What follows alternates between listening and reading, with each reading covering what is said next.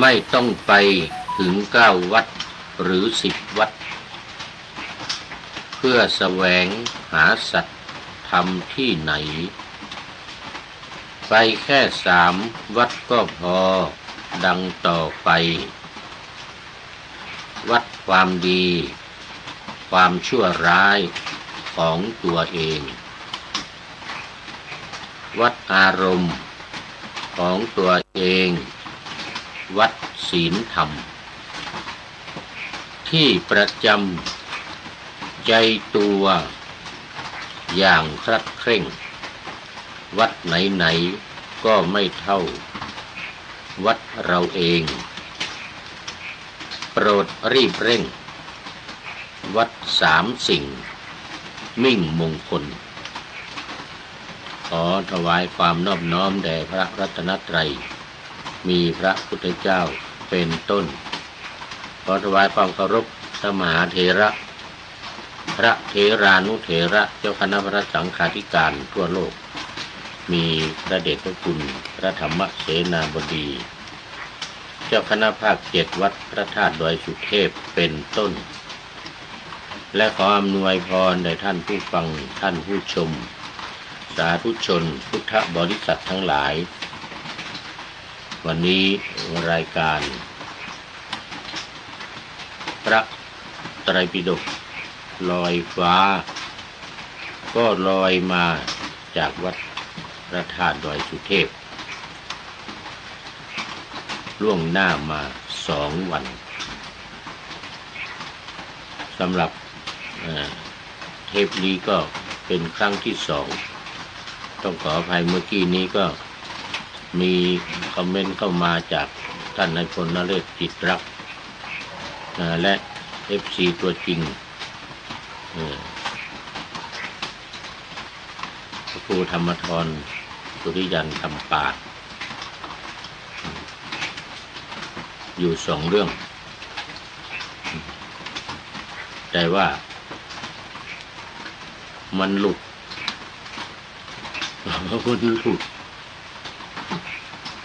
ก็เลยมาทำใหม่เมื่อกี้นี้ย้ายไปแล้วท่านนายพลนเรศจิตรักก็ได้แจ้งข่าวมาเรื่องการทอดผ้าป่าของคณะสงฆ์โรงพยาบาลสงฆ์มหาราชนครเชียงใหม่ วันพรุ่งนี้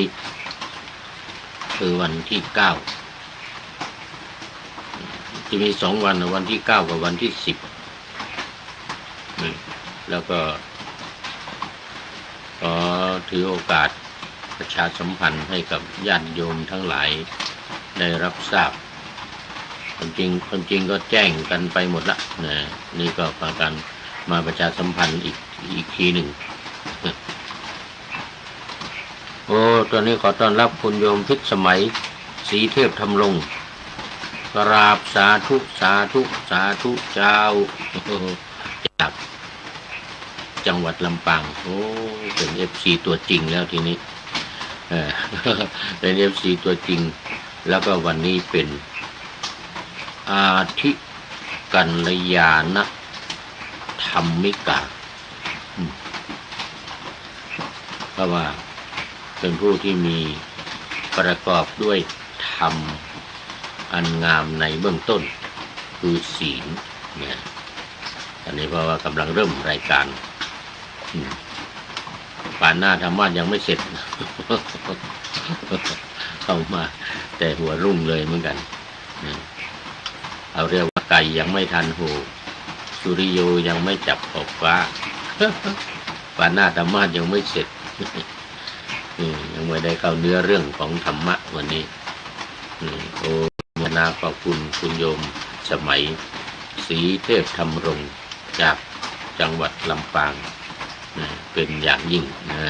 เป็นท่านแรกในวันนี้โมทนา พูดถึงเรื่องของประชาสัมพันธ์การทอดผ้าป่าโรงพยาบาลมหาราชนครเชียงใหม่โดยคณะสงฆ์จังหวัดเชียงใหม่แล้วก็ร่วมกันกับคณะสงฆ์จากจังหวัดต่างๆมีใกล้เคียงลำพูนแม่ฮ่องสอน ในภาคเหนือเนี่ยนะเชียงรายเชียงใหม่ลำพูนลำปางแพร่น่านพะเยาจะได้มาร่วมกันโดยคณะสงฆ์จังหวัดเชียงใหม่พระเดชพระคุณหลวงพ่อพระเทพมังคลาจารย์เจ้าคณะจังหวัดเชียงใหม่เป็นเจ้าภาพเป็นเจ้าภาพหลักเหมือนกันนะเป็นเจ้าภาพหลักนี่ก็แจ้งไปจังหวัดต่างๆจังหวัดเชียงใหม่เป็นเจ้าภาพหลักจังหวัดต่างๆก็มาร่วมกันในวันพรุ่งนี้ก็โมทนาก็ความจริงวันพรุ่งนี้ก็จะได้ลงไปอยู่เหมือนกันลงไปเครื่องจักรโทรศัพท์จะต้องเอาโทรศัพท์ไปแก้ตอนนี้ทำอะไรไม่ได้มีโฆษณาเข้ามาโฆษณาเรื่องอะไรก็ไม่รู้ขายของโฆษณาขายของปิดก็ปิดไม่ได้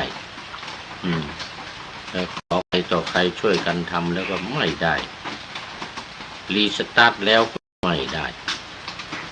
เอามาเปิดใหม่ก็ยังเข้ามาอยู่อีกเหมือนเดิมโอ้รบกวนมาก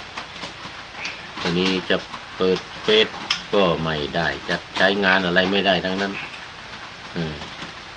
มีFC มีเฟซเข้ามาก็เปิดดูแป๊บ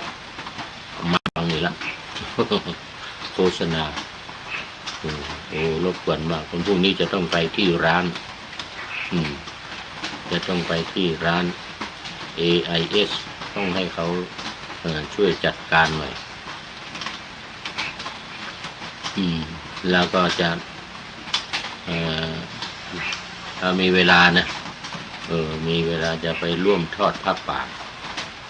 หลวงพ่อครับแต่ยังไม่บอกเวลานะไม่รู้เวลาไหนนะท่านนายพลนเรศ แต่ท่านนายพลเป็นพิธีกรอยู่แล้วไปก็ไปเจอกันก็แล้วกันพรุ่งนี้เวลาใดเวลาหนึ่ง หลังจากเสร็จงานเอาโทรศัพท์ไปแก้โทรศัพท์ไปแก้ตอนนี้ก็ขอต้อนรับคุณโยมชัยสุนทรมาแล้วว่างั้นน่ะมาแล้วหลวงพ่อโอ้โมทนานี่ก็ส่งของไปเป็นเดือนปรากฏว่าคนอื่นรับไปกินจ้อยเลยลงชื่อเซ็นชื่อไว้ในที่ไปรษณีย์เขาไปส่งลงเซ็นชื่อรับว่าบิมชื่อบิมนั่นน่ะชื่อบิมปรากฏว่าไปถามคุณโยมตัวจริงโยมชัยสุนทรตัวจริงบอกไม่มีคนชื่อบิมในหมู่บ้านเหมือนกันในหมู่บ้านที่อยู่เนี่ยไม่รู้จักคนชื่อบิมโอ้ปรากฏว่าหายไปแล้วทีนี้ไม่เป็นไรไม่เป็นไรมันหลังก็ส่งใหม่สาธุงั้นนะโอ้สรีจันตาโอ้แม่หลวงจันตาแม่หลวงอินทุกรวงเฉลิมชัยวงเฉลิมไทยโอ้สาธุวันศุกร์ไปทำโรงทานเจ้าวันศุกร์หมายถึงวันศุกร์ที่จะถึงนี่นะไปทำโรงทานที่ไหนทำที่ไหนเนาะ หรือวันศุกร์ที่ผ่านมาน่าจะเป็นวันศุกร์ที่จะถึงนี่นะวันศุกร์ไปทำโรงทานอดีตผู้ใหญ่บ้านหมู่1ตำบลสุเทพที่วัดฝายหินตอนนี้ก็รี่ตัวเองลาออก ลาออกตอนนี้ก็เป็นอดีตผู้ใหญ่บ้านแต่ก็ยังเรียกเหมือนเดิมไม่หลวงจันตา โอ้โมทนา ไปทำไปลงทานที่ไหนผ้าป่าตึกสงฆ์ผ้าป่าตึกสงฆ์วันศุกร์เหรอวันนี้วันพุธพรุ่งนี้พฤหัสวันศุกร์มี2 วันถูกละวันที่9กับวันที่10แต่วันพรุ่งนี้จะไปร่วมทำบุญหน่อยไปธุระหน่อยเอาโทรศัพท์ไปแก้ที่เมย่าที่เมย่าเสร็จแล้วก็ไปร่วมทอดพระป่าถวายร่วมถวายทอดพระป่าพิธีคงจะมีวันศุกร์นะพิธีคงจะมีวันศุกร์แต่ว่าเราไปก่อนทำบุญก่อนร่วมไปก่อนได้ทำบุญก่อนร่วมไปก่อนกำลังประชาสัมพันธ์อยู่ ไม่รู้กำลังประชาสัมพันธ์อยู่เรื่องเนี่ยโมทนากับแม่หลวงจันตาแม่หลวงอินทุวงเฉลิมไทยจะเอาโรงทานของวัดฝายหินคณะทาญาติโยมวัดฝายหินไปหรือว่าส่วนตัวก็ไม่รู้นะหรือว่าส่วนตัวขอโมทนาแล้วก็ถือโอกาสนี้ประชาสัมพันธ์ให้กับทุกท่านใครที่จะไปร่วมทำบุญทอดผ้าป่าหรือว่าใครที่จะไปเนี่ยเอาลงทานไปหรือไปร่วมกิจกรรมการทอดผ้าป่าเนี่ยปีละ1 ครั้งปีละ1 ครั้งปีนี้มีวันที่9กับวันที่10 กรกฎาคมวันพรุ่งนี้กับวันมะรืนนี้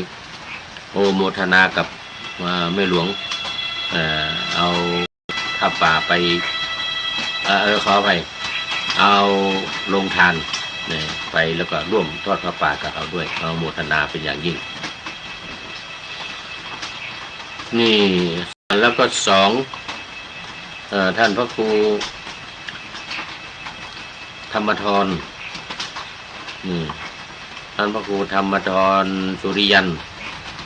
FC ตัวจริงของวัดพระธาตุดอยสุเทพล่ะประชาสัมพันธ์มาเรื่องงานศพศพของลูกศิษย์วัดพระธาตุดอยสุเทพที่ตั้งศพวันนี้เป็นวันแรก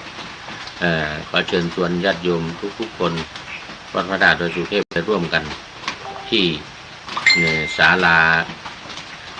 กลางหมู่บ้านข้างล่าง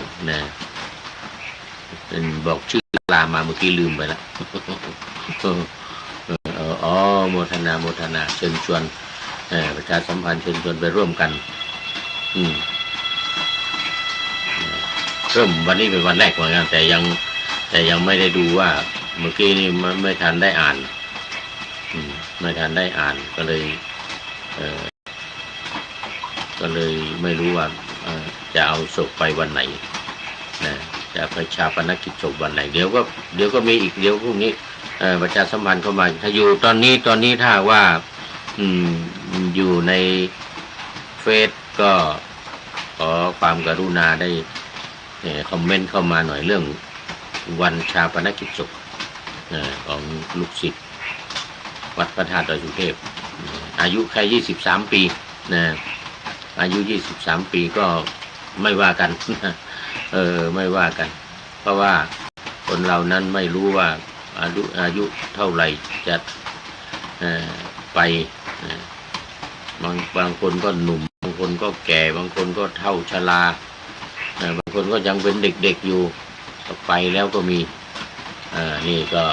เป็นเรื่องไม่แน่เป็นสิ่งที่ไม่แน่5 อย่างที่ไม่แน่5 อย่างไม่รู้แจ้ง5 อย่างเขาเรียกว่าไม่มีนิมิตนิมิตไม่มีนิมิตไม่มีเครื่องหมายให้รู้ได้ว่าจะเมื่อไหร่1ก็คือการที่เราจะตายเมื่อไหร่นี่แหละ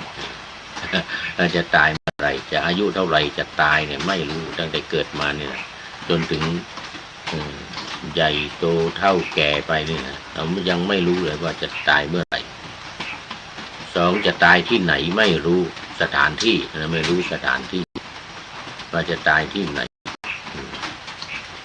แล้วก็ตายแล้วจะไปไหน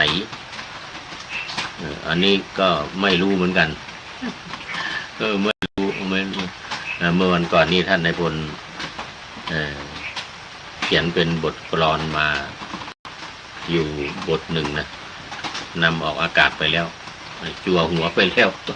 5 อย่างนิมิต5 อย่างไม่ตายไปแล้วไม่รู้ว่าจะไปเกิดที่ไหนเพราะว่าเรายังไม่ใช่สัพพัญญูโอ้ตอนนี้ขอต้อนรับคุณโยมแม่จันสมบอกว่าพรุ่งนี้จะเอาโรงทานผ้าป่าไปร่วมที่โรงพยาบาลสวนดอกค่าว่าไงนะพระอาจารย์โอ้สาธุสาธุพรุ่งนี้จะไปกิน จะไปกินโรงทานแม่จันสมโรงพยาบาลสวนดอกวันพรุ่งนี้นะวันพรุ่งนี้จะไปร่วมทำบุญทอดผ้าป่าแล้วก็ไปเอาโทรศัพท์ไปซ่อมด้วยเอาโทรศัพท์ไปซ่อมเอาละทีนี้ก็ทุกคนไม่ว่าจะเป็นแม่หลวงจันตาโยมแม่จันสมนะก็เป็นตอนนี้ยังถือว่าเป็นอาธิกัลยาณธรรมิกาเป็นผู้ที่มีธรรมอันงามในเบื้องต้นอยู่เพิ่งผ่านไป15 นาทีก็มีความงามในเบื้องต้นโมทนาเอาแล้วทีนี้มาสู่เนื้อหาสาระเนื้อหาของธรรมะกัน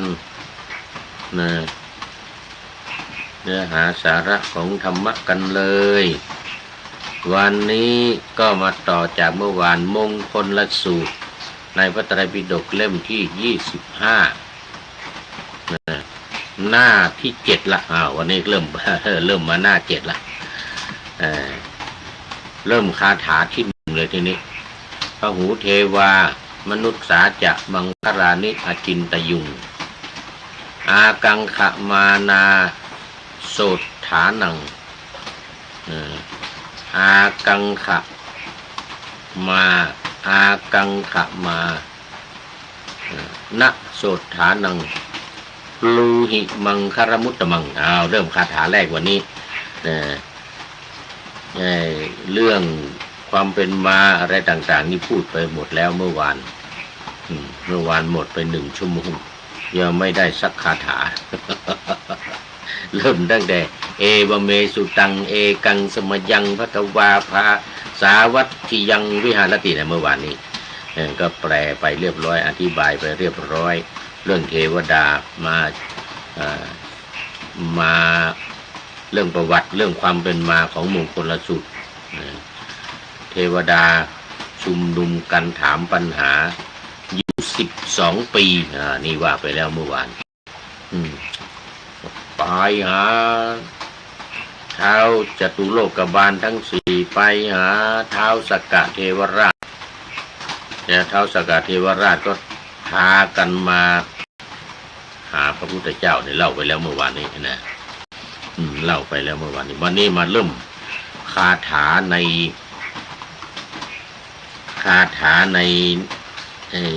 พระไตรปิฎกเลยเริ่มคาถาในพระไตรปิฎกซึ่งก็เหมือนกันกับที่หนังสือมังครัตถีปณี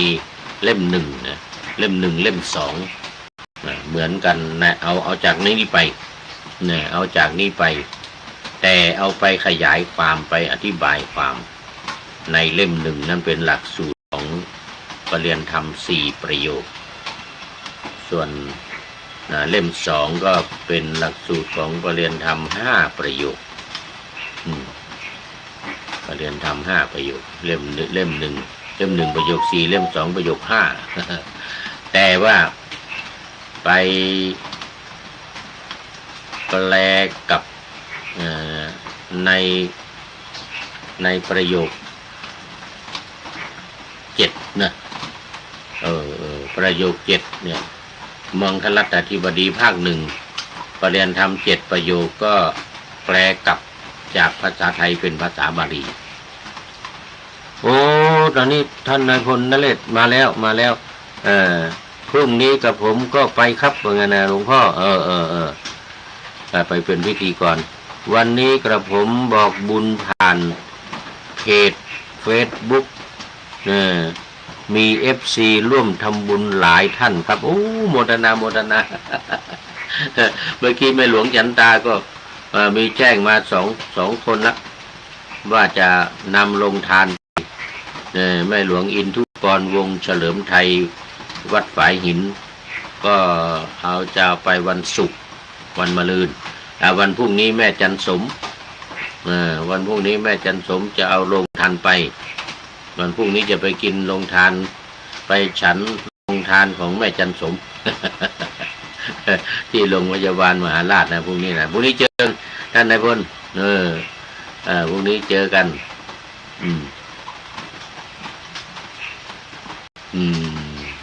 แต่ว่าวันนี้จั่วหัวเป็นไม่ใช่ของท่านนายพลอยู่ในอันนี้เหมือนกันเรื่องไปเรื่องไม่ให้ไป9 วัด10 วัด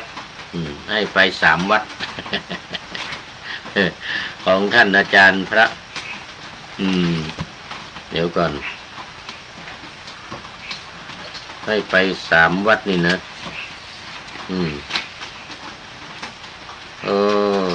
พระอาจารย์ประพันธ์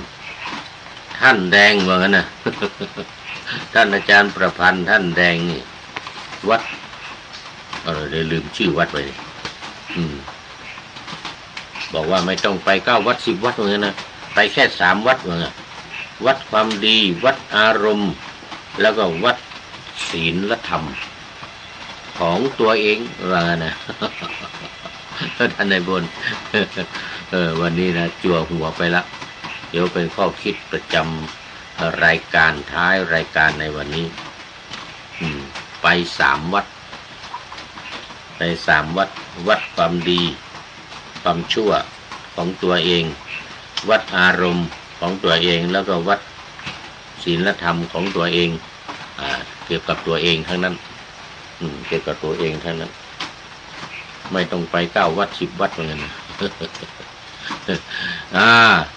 ท่านในบอกว่าโอ้มีคนมี FC ร่วมทำบุญหลายท่านโอ้โมทนาเป็นอย่างยิ่งโมทนาเอาลงไปในนั่นก็ประชาสัมพันธ์ก็มีคนร่วมทำบุญนะนี่ก็ประชาสัมพันธ์ที่ท่านนายพลเข้ามาเมื่อกี้เนี้ยมันหลุดไป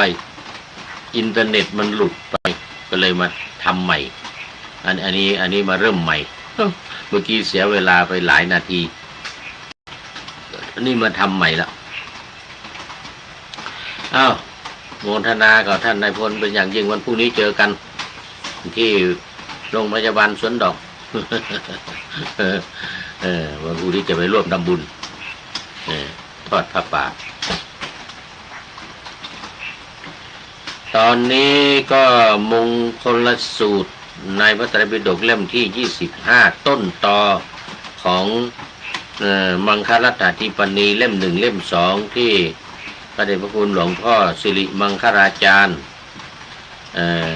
นักปราชญ์ของเชียงใหม่เอาไปจากนี้แหละเนี่ยเอาไปจากพระไตรปิฎกเล่มที่25นี้ไปเขียนเป็นตุกเป็นตะเลยเป็นเขียนเป็นภาษาบาลีด้วยนะเขียนเป็นภาษาบาลีโอ้โหเก่งมากเลยเก่งมากเขียนเป็นภาษาบาลีพวกเราก็ไปแปลไปสอบกันประโยค4ประโยค5ประโยค4ประโยค5แล้วก็นี่เขาจะเอาไปแปลกับประโยค7แต่ยังไม่ถึงเรายังไม่ถึงประโยค7ท่านนายพลผ่านมาแล้วท่านนายพลสอบประโยค7แล้วมังคลัตถทิปณีแปลกลับภาษาไทยเป็นภาษาบาลีประโยค7นะมังคลัตถทิปณีเล่ม1โอ้พูดถึงเรื่องของวินัยเล่ม1นี่พูดถึงเรื่องของวินัยนะตั้งแต่ปาราชิกไปจนถึงโน่นน่ะทุกกฎทุกภาษิตอะไรโน่นน่ะทุนรัดใจทุกกฎทุกภาษิตนู่นเลยเป็นอรรถกถาคัมภีร์ปกรณ์พิเศษมังคลัตถทิปณีพระเดชพระคุณหลวงพ่อสิริมังคลาจารย์นี่ก็เขียนเวสสันตรทิปณีด้วยนะ เวสสันตรทีปณีแล้วก็อะไรอีกอะไรอีกนะโอ้เก่งมากเก่งมากเป็นภาษาบาลีเลยเป็นภาษาบาลีหมดเลยอธิบายเป็นเขียนเป็นภาษาบาลีโอ้เก่งมากเลยนี่ก็เหมือนกันแต่นี่เป็นของจริงในพระไตรปิฎกนะพระหูเทวามนุษย์สาจะพวกเทวดาและมนุษย์จำนวนมากนะพระหูเทวามนุษย์สาจะมังคลานิอจินตยุงนะร่วมกันคิดถึงเรื่องมงคลมังคลานิอจินตยุงโอ้ร่วมกันคิดถึงเรื่อง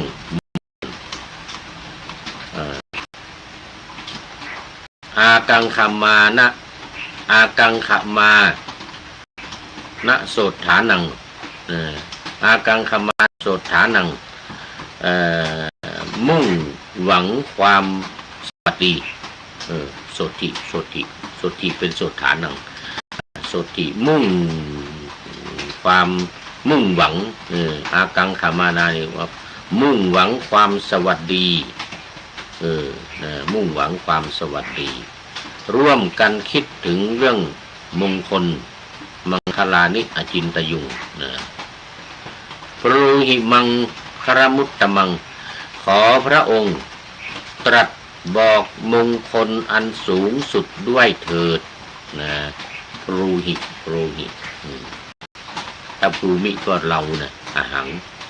ถ้าปรูหินี่ก็ขอพระองค์ขอพระผู้มีพระภาคโปรดตรัสบอกมงคลอันสูงสุดด้วยเถิดอันนี้เป็นคาถาแรกเป็นคาถาแรกแต่ยังไม่ใช่ไม่ใช่คาถามันไม่ใช่เรื่องมงคลนะเป็นคาถาจั่วหัวท่านในบนเป็นคาถาจั่วหัวคาถาอารัมภบทหรือปะหน้าธรรมะคาถาเนี่ยมงคลจริงๆจะเริ่มตั้งแต่อาเสวนาจะพาลานังเป็นต้นไป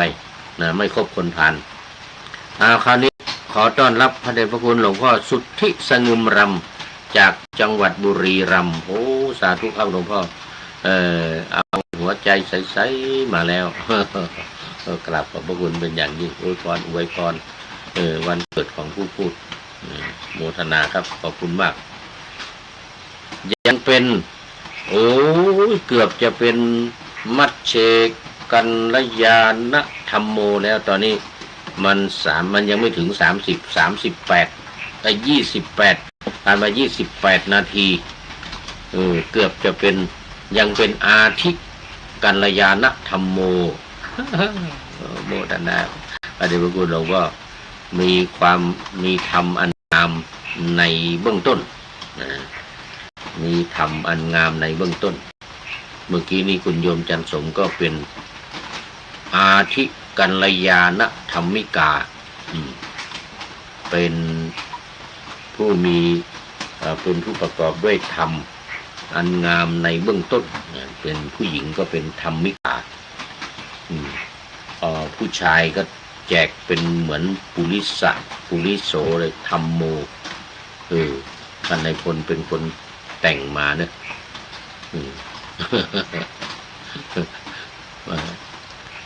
กัลยาณธรรมโมเหมือนกันนะหลวงพ่อสุทธิสงึมรำเป็นอาทิกัลยาณธรรมโมอยู่เนี่ยเดี๋ยวถ้าใครมาหลัง30 นาทีไปจะเป็นมัชเชกัลยาณังเนี่ยเป็นผู้มีความงามในท่ามกลางได้แก่สมาธิตอนนี้จบคาถาที่1แต่ยังไม่ใช่คาถาธรรมนะไม่ใช่คาถาคำตอบมงคลที่พระพุทธองค์ตอบเทวดานะแต่ว่าเป็นคาถาจั่วหัวก่อน คาถาอารัมภบทพูดถึงเรื่องของเทวดาและมนุษย์จำนวนมากพระหูเทวามนุษย์สาจะ เทวดาและมนุษย์เป็นจำนวนมากคาถาที่หนึ่งที่มาในมงคลสูตรของพระไตรปิฎกเล่มที่25เอามาไตรปิฎกเล่มที่25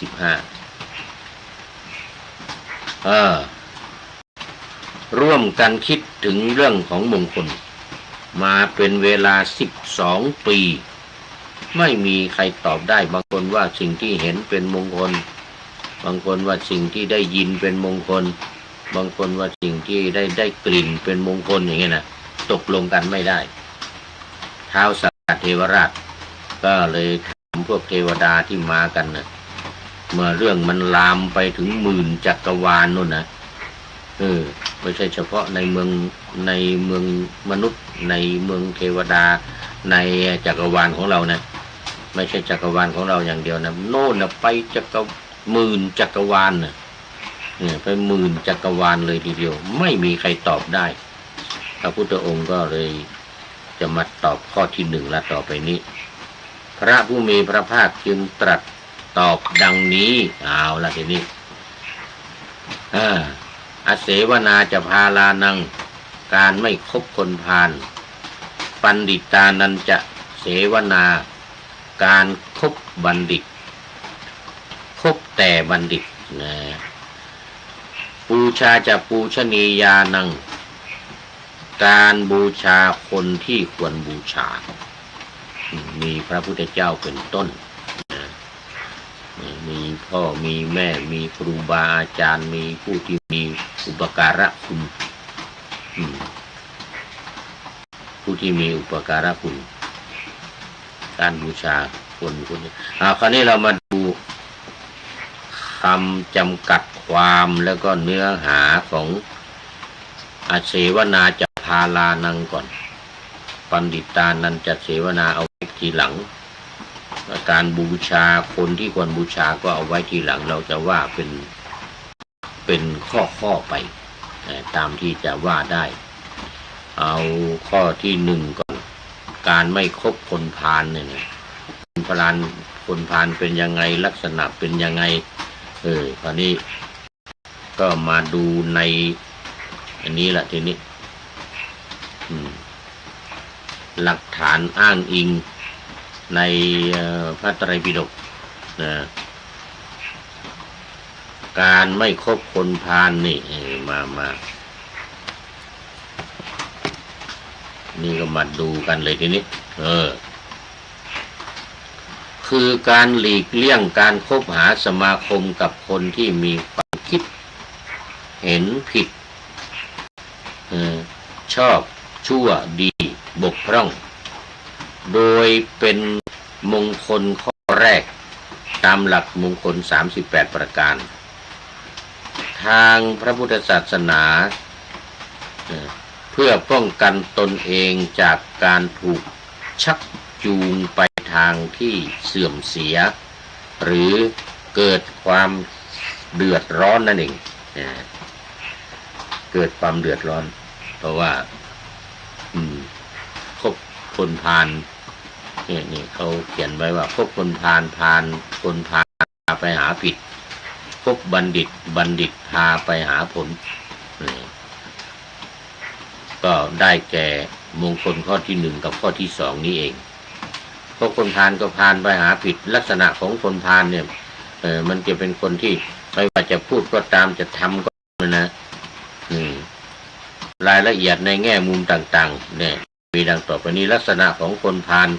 ที่ควรหลีกเลี่ยงตามหลักธรรมคนพาลมักมีพฤติกรรมหลัก3ประการคือ 1. คิดชั่วมักมีความเห็นผิดมีจิตวิปริตหยาบกระด้างและเห็นตรงจักเป็นดอกบัวเห็นชั่วเป็นดีเห็นผีเป็นสางว่าไปนี่คือลักษณะของคนพาลเป็นอย่างนั้นแต่ถ้าทำความหมายของคำว่าภาละเนี่ย ภาระตัวนี้แปลว่าอ่อนนะศัพท์นะศัพท์ว่าภาระตัวนี้แปลว่าอ่อนในความหมายของมันก็คือว่าทางธรรมนะอ่อนทางธรรมก็หมายถึงว่าเป็นคนที่ไม่มีศีลธรรมไม่มีคุณงามความดีแล้วชอบเป็นโจรไปจี้ไปปล้นพวกที่ไปแอบขโมยย่องเบาพวกขโมยพวกย่องเบาทั้งหลายพวกนี้นะพวกนี้เป็นลักษณะของคนพาลแล้วก็ที่สำคัญคือถ้าเจอคนดีไม่ว่าจะคนดีคนร้ายเจอใครก็จะชักชวนไปในทางที่ไม่ดีคนพาไปหาผิดอย่างว่าพบบัณฑิตพาไปหาผลก็ไปหาความดีไปหาสิ่งที่ดีตอนนี้ขอต้อนรับคุณโยมทิพวรรณสินธุวงศ์น้อมในธรรมท่านพระอาจารย์สาธุสาธุสาธุโอโมทนาล่วงหน้าคุณโยมทิพวรรณจะเอาโปรตีนรสสตรอเบอรี่มาถวายโอโมทนาล่วงหน้าคุณโยมทิพวรรณโอโมทนาเป็นอย่างยิ่งเมื่อครั้งก่อนก็เอามาถวายหมดไปแล้วแล้วมีโยมอีกคนหนึ่งโยมอะไรเอามาถวายก็หมดไปละโปรตีนโยมเปรมใจโยมเปรมใจบัวใสโยมเปรมใจบัวใสเอามาถวายตอนนี้ก็หมดไปแล้วเดี๋ยวแม่ทิพวรรณสินธุวงศ์จะเอามาถวายอีกโอ้โมทนาเป็นอย่างยิ่งบำรุงร่างกายโปรตีนเนี่ยโอ้มันแทนเนื้อแทนอะไรต่างๆที่เป็นโปรตีนทั้งหลายเนี่ยเขาสกัดมาแล้วก็ทำเป็นผงมาชงน้ำร้อนชงน้ำอุ่นชงน้ำร้อนชงน้ำอุ่นตอนนี้เห็นว่าที่เหลืออยู่มีแต่ข้าวกล้องงอกผสมงาดำอันนี้ที่ยังไม่หมดแล้วทีนี้มาดูลักษณะคนพาลที่ว่าแง่มุมที่ว่ามันลักษณะมันเป็นยังไงบ้างเลยนะลักษณะของคนพาลที่ควรหลีกเลี่ยงนี่นะตามหลักไม่จะตามหลักตามหลักทำคนพาลมักมีพฤติกรรม3ประการคือ 1. คิดชั่วมักมีความเห็นผิดมีใจหยาบกระด้างแล้วก็เห็นกงจักรเป็นบัวเห็นชั่วเป็นดีเห็นผีเป็นสางเราต้องหลีกเลี่ยงให้ไกลหลีกเลี่ย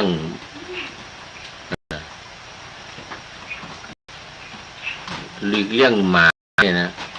เดี๋ยวก่อนพอมันมีคำพูดว่าให้1 ศอกให้1 วาเนี่ยนะแต่หลีกเลี่ยงคนพาลาเนี่ยให้ไกลแสนไกลงั้นนะไอ้ที่จริงเราจะต้องหลีกเลี่ยงเนี่ยนะคือมีใจที่หยาบกระด้างแล้วก็เห็นสิ่งที่ดีสิ่งที่ชั่วเป็นดีเนี่ยเห็นกงจักรเป็นดอกบัวเนี่ยนะโอ้คบไม่ได้นะคบไม่ได้ลักษณะที่ 1คิดความคิดมันจะคิดแต่ในทางที่ไม่ดี 2พูดชั่วนี่ชอบทำร้ายเบียดเบียนผู้อื่นหมกมุ่นอยู่ในอบายมุขและไม่ตั้งทำหน้าที่ของตนหน้าที่ของตนเองมีอะไรไม่อยากทำไปแสทำกับของคนอื่นไปยุ่งกับคนอื่นเนี่ยนี่เรื่องมันนะการพูดก็ชอบพูดโกหกพูดส่อเสียดพูดคำหยาบเพ้อเจ้อในหลักนี่ค ข้อสี่ศีลข้อสี่ในหลักศีลข้อสี่มุสาวาทศีลข้อสี่มุสาวาทสามทำก็ชั่วอีกชอบทำร้ายเบียดเบียนผู้อื่นหมกมุ่นในอบายมุขและไม่ตั้งใจทำหน้าที่ของตัวเองพูดชั่วนี่ก็พูดโกหกนะพูดส่อเสียดพูดคำหยาบพูดด่าพูดถึงเรื่องของการพูดว่าคนอื่นต้องนึกไปถึงประธานาธิบดีทรัมป์วันนี้เขาลงข่าวมาโอ้ดาโนทรัมป์ดาโนเจทรัมป์พูดใส่ร้ายพูดดูถูกบูลลี่คนอื่นอีกแล้วคราวนี้ไปว่าประธานาธิบดีฝรั่งเศสอะไรเอมมานูเอลมาครงเอมมานูเอลมาครงเห็นน้องรุ้งละพีนะเอามาลงข่าวไปสืบข่าวมาจากอเมริกานู่นบอกว่าประธานาธิบดีทรัมป์โทรไปหาประธานาธิบดีเอมมานูเอลครงมาครงไม่รับสายปรากฏว่าถูกเมียตบกรามหักเนี่ยสองข้างเนี่ยหักว่างั้นพูดไม่ได้ว่างั้นนะลูกน้องรับโทรศัพท์บอกว่าลูกพี่พูดไม่ได้ตอนนี้ไปแอดมิดในโรงพยาบาลถูกเมียตบว่างั้นนะโอ้โหอะไรเอมมานูเอลมาโครงประธานาธิบดีของฝรั่งเศสก็ออกมาโต้ทันควันเลยออกมาโต้ทันควันเลยบอกว่าโอ้ประธานาธิบดีดาโนทรัมป์เนี่ยดาโนเจทรัมป์เนี่ยใช้ไม่ได้ว่างั้นนะเป็นคนพูดไม่อยู่กับที่กับทางว่านะเป็นคนบ้าว่างั้นนะคุ้มคลั่งว่าเอาใหญ่เลยมาครงบอกว่าเนี่ยประธานาธิบดีหรือผู้นำอื่นๆทั่วโลกเนี่ยเขาไม่เล่นด้วยไม่เล่นด้วยกับดาโนทรัมป์เนี่ยนะทั่วโลกเลยว่าไงนะมาครงมาประธานาธิบดีมาครงว่าประธานาธิบดีมาครงเนี่ยโกรธมากโมโหจัดบอกทั่วโลกก็ไม่มีใครมาครบกับดาโนทรัมป์คนพูดเพ้อเจ้อพูดนะดูถูกดูหมิ่นเหยียดหยามคนอื่นเหมือนกันนะแต่ยังไม่ได้พูดว่าตัวเองเนี่ยนะฆ่าได้หยามไม่ได้นะน่าจะเป็นลักษณะนั้นมาครงนะประธานาธิบดีของเนี่ยของฝรั่งเศสดาโนทรัมป์บอกว่ากรามหักหมดแล้วเนี่ยกระดูกคางนี่หักหมดเมียตบเหมือนกันนะเมียของประธานาธิบดีเสร็จแล้วก็ไปด่าเมียของด่าภรรยาของประธานาธิบดีมาครงอีกบอกว่าทำไมไปตบสามีทำให้จนกรามหักอย่างนั้นวะนะเขาเป็นคนสำคัญเป็นคนระดับประธานาธิบดีแล้วเลยว่าเสร็จแล้วมาครงก็ออกมาโต้ทันควันเลยโกรธควันออกหูนะว่าถูกเมียตกกรามหักเสียชื่อหมดว่างั้นนะประธานาธิบดีมาครงบอกเสียชื่อหมดว่าอย่างเงี้ยทำให้เสียชื่อหมดโอ้นี่แบบดาโนเจทรัมป์นี่นะโอ้เป็นคนบ้าเป็นคน เออเป็นคนบ้าเป็นคนคุ้มคลั่งแล้วว่างั้นนะพูดไม่อยู่กับร่องกับรอยไม่อยู่กับเนื้อกับตัวแล้วว่างั้นนะเนี่ยมันเป็นอย่างนี้อันนี้เป็นลักษณะของคนพาลลักษณะของคนสามอย่างหนึ่งคิดก็คิดชั่วพูดก็พูดชั่วทำก็ทำชั่วทำพูดคิดสามอย่างนี้เป็นอกุศลกรรมบทหมดเลยอกุศลกรรมบท10 ทางกาย3วจีวจี4มโนกรรม3ว่างั้นนะ เอามาทำไมจึงไม่ควรคบคนพาลโบราณเปรียบเปรยว่าคนพาลเหมือนปลาเน่าผู้ที่ไม่คบก็เหมือนใบไม้ที่ห่อปลาผู้ที่ไปคบนะไปคบกับคนพาลเนี่ยนะเหมือนกับใบไม้ที่เอาห่อปลาเน่า ปลานี่มันเน่าเลยก็เหม็นเลยทีนี้เนี่ยไอ้ห่อปลาเน่าผลกระทบจากการเข้าใกล้คนพาลมักจะเป็นไปตามกลไกเหล่านี้นะกลไกยังไงหนึ่งเสียการตัดสินใจมันจะเสียการตัดสินใจสิ่งแรกที่จะทำให้เสียคือวิจารณญาณเอานะหนึ่งถ้าไปคบกับคนพาลนะที่ว่าเหมือนกับไปอยู่ไปที่ห่อปลาเน่าเนี่ยนะหนึ่งเสียการตัดสินใจสิ่งแรกที่จะทำให้เสียคือวิจารณญาณเพราะเมื่ออยู่ใกล้จะเริ่มเห็นผิดเห็นชอบตามเขาไปตามคนพาลเนี่ยเห็นผิดเห็นชอบตามคนพาลไปคนพาลพาไปหาผิดสองชักนำไปสู่ความหายนะนี่สอดคล้องกับสุภาษิตที่ว่าคบคนพาลพาไปหาผิดมักพาไปสู่การติดอบายมุขเสียทรัพย์หรือผิดศีลธรรมโอ้โหก็ไม่พาไปทางดีไม่พาไปทางดีพาไปในทางไม่ดีเพราะตัวเขาเองก็ไม่ดีในเรื่องมันชักนำไปสู่ความหายนะไปสู่อบ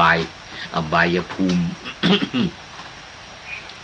3. ตกเป็นผู้สมรู้ร่วมคิดว่าไงนะตกเป็นผู้สมรู้ร่วมคิดกับคนนั้นถึงแม้ว่าจะไม่ทำหรือว่าไม่คิดด้วย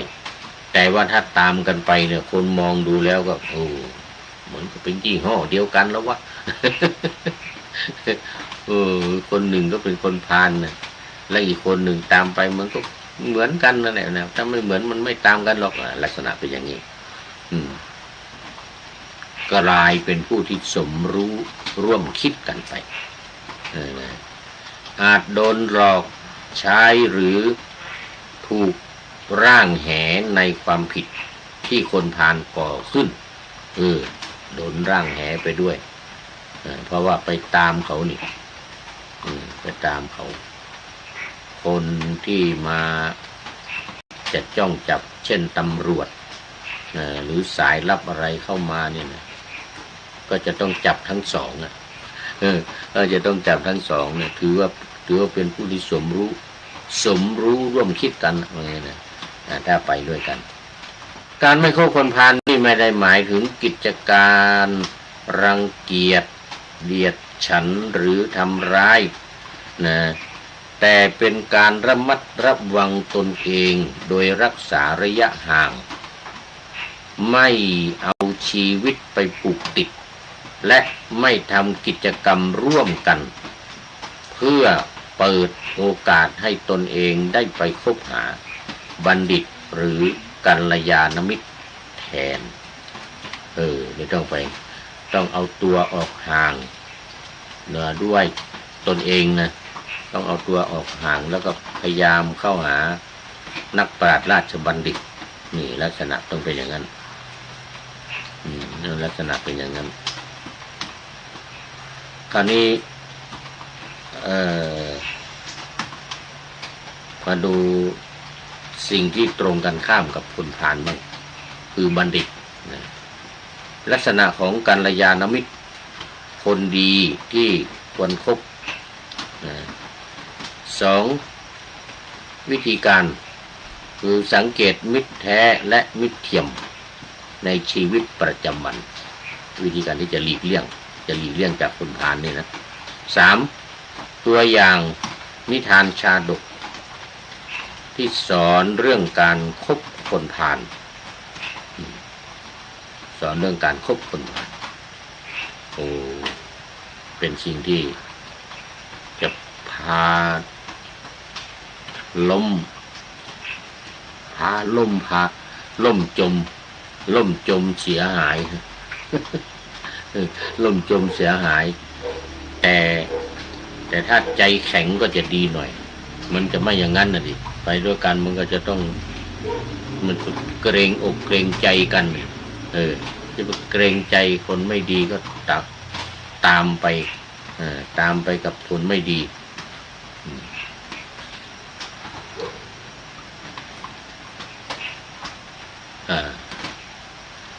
แล้วนี่คือลักษณะของคนพาลนะที่เป็นเหตุผลว่าทำไมเราจึงไม่ควรจะคบไม่ควรจะคบลักษณะแรกก็คือคิดชั่วทำชั่วพูดชั่วนะแล้วต่อมาในเรื่องของกลไกที่จะติดตามกันไปเนี่ยนะ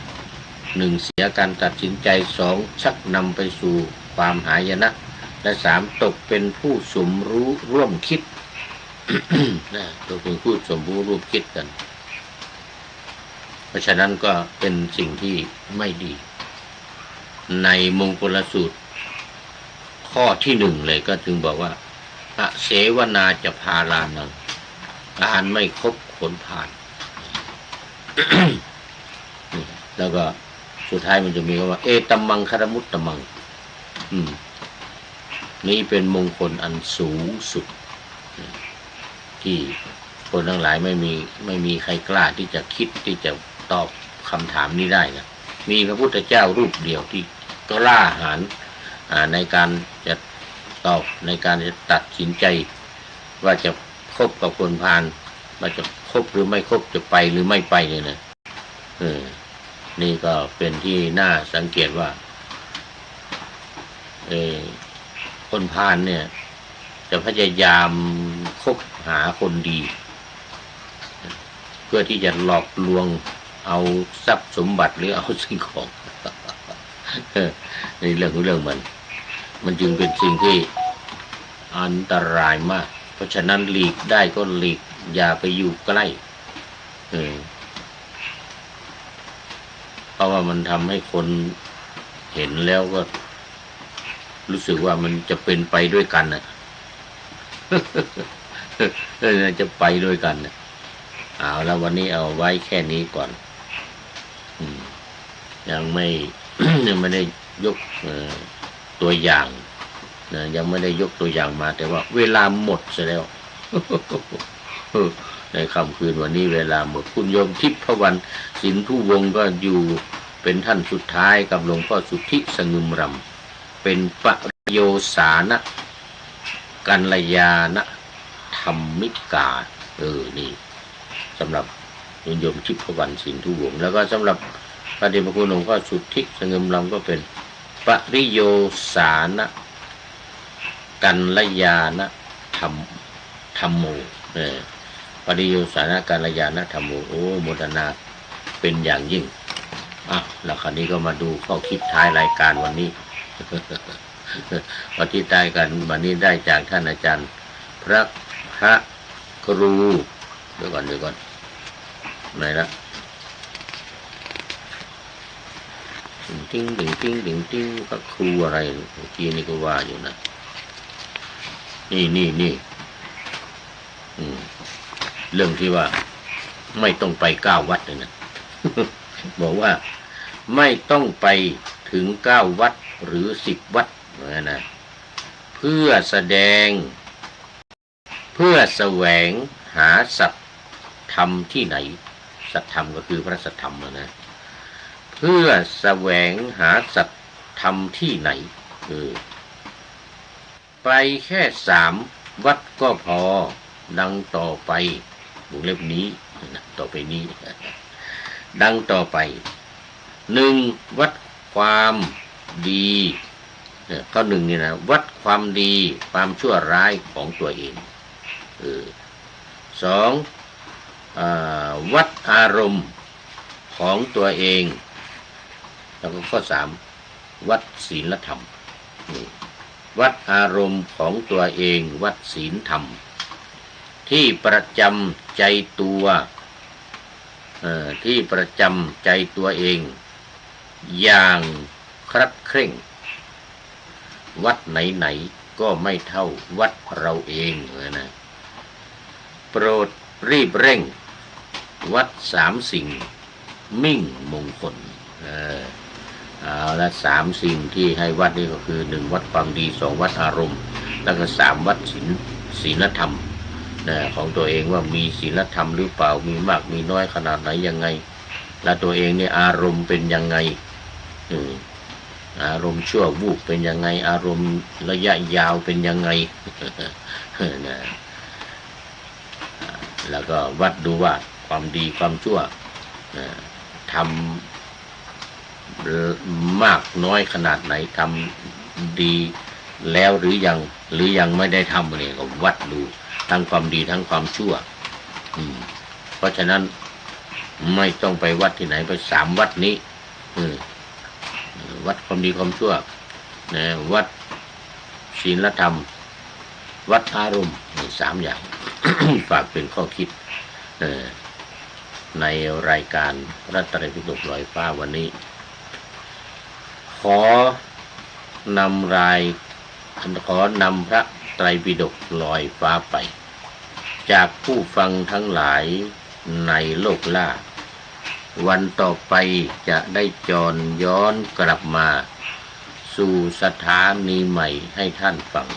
อย่าลืมเปิดวิทยุหรือเครื่องรับโทรศัพท์โมบายคอมพิวเตอร์ผัง YouTube เฟซเพจไลน์ให้ดังๆเพื่อชมฟังรายการวันต่อไปขอทุกท่านมีความสุขทุกคืนวันนำธรรมะประกอบการงานทั้งหลายเช่นขยันทำงานทางวาจากายใจขวนขวายกิจการงานนาบำเพ็ญสาธารณประโยชน์เว้นสิ่งที่มีโทษโหดเยี่ยงสาประกอบแต่กรรมดีมีราคาแสวงหาเงินทองครองใจเสียสละพระทรัพย์นับมากน้อยไม่ให้ล้านก็ให้ร้อยไม่ด้อยเอื้อคนรวยช่วยคนยากฝากคนจนให้ทุกคนเท่ากันมาตรฐานเดียวขอเจริญพร